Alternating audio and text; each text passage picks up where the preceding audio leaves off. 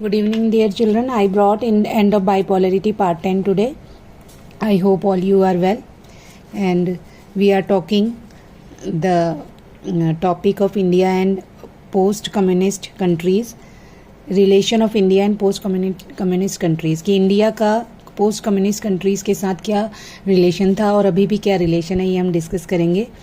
This we discuss yesterday also कि India की जो मूवीज़ हैं वो अभी रशिया में देखी जाती हैं, तो इससे और इनके बीच में बहुत सारे ट्रेड एग्रीमेंट भी थे और टाइम टाइम पे रशिया और इंडिया ने अच्छी दोस्ती का एग्जाम्पल भी रिप्रेजेंट किया है, जो कि हम अब पढ़ेंगे. Russia and India share a vision of a multipolar world under following situation. अब किस पॉइंट्स पे रशिया और इंडिया का व्यू सेम है, क्योंकि ये दोनों वर्ल्ड को एक यूनिपोलर वर्ल्ड के फॉर्म में नहीं देखते हैं कि केवल एक ही पॉलर हो. ये ग्रुपीज मतलब कि सब अपने अपने तरीके से अपना डेवलपमेंट करें, ऐसी इनकी सोच है. तो इसी टाइप से India and Russia has greater regionalism. India और रशिया दोनों की जो फीलिंग है वो रीजनलिज्म की है, कि अपने अपने क्षेत्रवाद की है, कि सब अपने अपने एरिया का डेवलपमेंट करें. Negotiated settlement of international conflicts. इन्होंने बहुत सारे जो इंटरनेशनल कन्फ्लिक्ट थे उसमें नेगोशिएशन करा है, बातचीत करी है. And independent foreign policy for all countries. और इन्होंने किस पर जोर दिया है, जो सारी की सारी कंट्रीज़ हैं उनकी इंडिपेंडेंट फॉरेन पॉलिसी होनी चाहिए. Decision making through bodies like the UN that should be strengthen, democratised and empowered. और ये इस बात पे भी जोर देते हैं कि जो डिसीजन मेकिंग बॉडी है, जैसे UN जैसी बॉडीज़ होनी चाहिए जो स्ट्रेंथ देती है, डेमोक्रेसी है और एम्पावर्ड है. और भी ऐसी बहुत सारी ऑर्गेनाइजेशन होनी चाहिए. More than 80 bilateral agreement have been signed between India and Russia as part of the Indo-Russia. 80 से ज़्यादा बाइलेटरल एग्रीमेंट साइन किए हैं इंडिया और रशिया के बीच में, जिसे बोला जाता है, जो कि इंडो रशिया का पार्ट है. Indo Russian relationship advantage. इसके एडवांटेज क्या क्या हैं?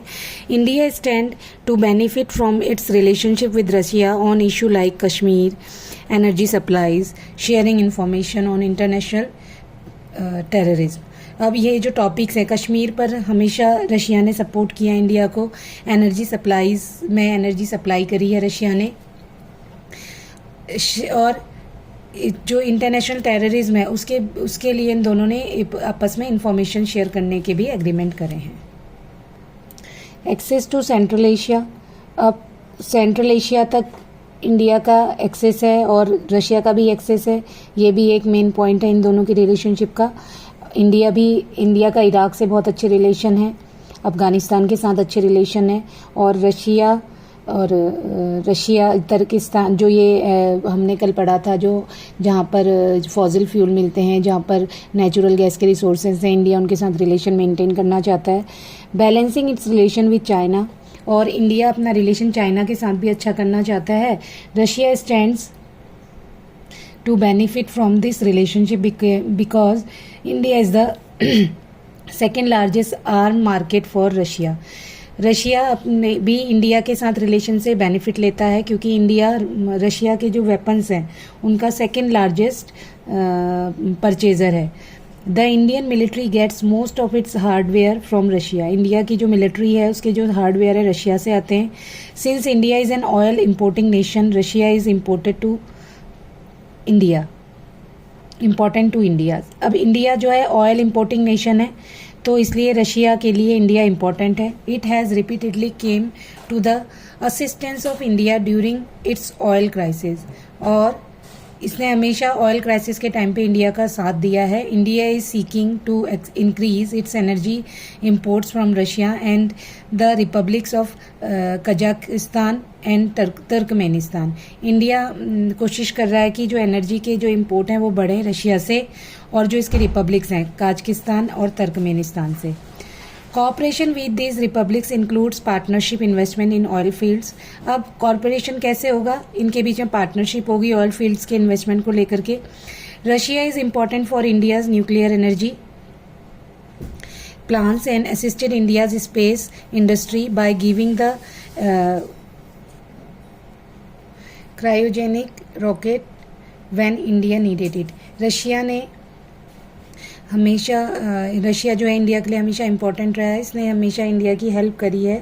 और अभी किस चीज़ में हेल्प करी है? स्पेस इंडस्ट्री लगाने में, जो क्रायोजेनिक रॉकेट के लिए थी। क्रायोजेनिक रॉकेट क्या होते हैं? जो बहुत कम टेम्परेचर में और लिक्विड हाइड्रोजन से चलते हैं, इसके लिए रशिया ने ही इंडिया की हेल्प करी। Russia and India have collaborated on various scientific project.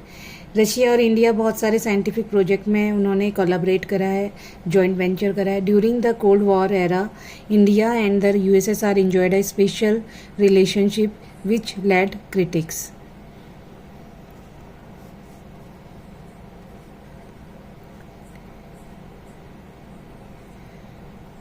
अब जब कोल्ड वॉर चल रहा था, इंडिया और रशिया के हम अच्छे रिलेशनशिप को मेंटेन करने की कोशिश की है, जिससे उसे क्रिटिसिज्म भी फेस करना पड़ा।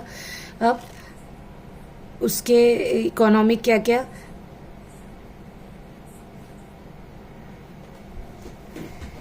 led critics to say that India was part of Soviet camp but it was multi-dimensional relationship।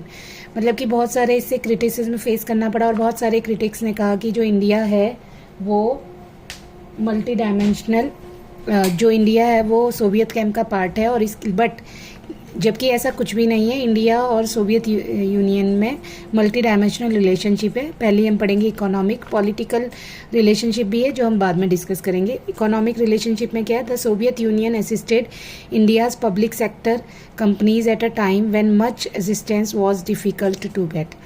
Soviet Union ने इंडिया को उस समय पब्लिक सेक्टर कंपनीज़ के लिए हेल्प करी जब सबसे ज़्यादा कठिन टाइम चल रहा था और सबसे ज़्यादा मुश्किल था इंडिया को ऐसी असिस्टेंट लेना। इवन अमेरिका ने भी, यूएसए ने भी इंडिया को हेल्प नहीं करी।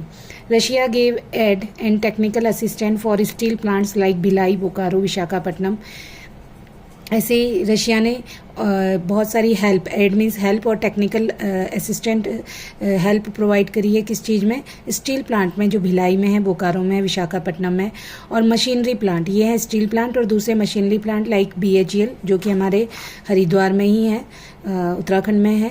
भारत हैवी इलेक्ट्रिकल लिमिटेड, इसके लिए भी रशिया ने हेल्प करी, जिससे कि इंडिया को बहुत ज़्यादा प्रॉफिट होता है। और जो आप मुझे बताएंगे कि जो BHEL है वो कौन से प्रोडक्ट बनाता है। The Soviet union accepted Indian currency for trade when India was short for foreign exchange. और सोवियत यूनियन ने इंडियन करेंसी को एक्सेप्ट भी करा जब इंडिया का जो फॉरेन एक्सचेंज था बहुत शॉर्ट में चल रहा था। तो इसी वजह से इंडिया और रशिया के पुराने रिलेशन है और स्ट्रॉन्ग भी हैं। आई होप कि आपको ये टॉपिक समझ आया होगा। Thank you very much children.